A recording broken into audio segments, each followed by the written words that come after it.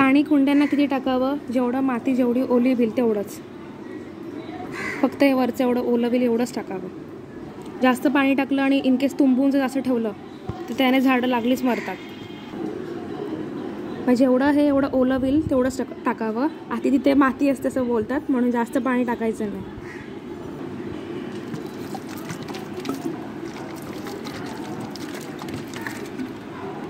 कुंड्यांमध्ये चांगलं खत म्हणून तुम्ही शेण, त्यानंतर लेंड्या, त्यानंतर भस्म, आता फिशचं कुठलं खत असेल ते पण तुम्ही चांगलं टाकू शकता.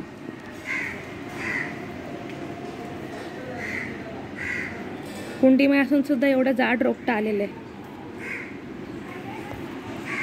कुंडीमध्ये पण नाही तसं, म्हणजे बघू शकता तुम्ही की ते प्लॅस्टिकच्या एका ह्याच्यामध्ये असते कॅनमध्ये, तरी पण त्या सगळ्या ह्याच्यामुळे फर्टिलायझर्समध्ये चांगलं आलेलं आहे. याच्यामध्ये भस्म शेणखत टाकलेलं आहे.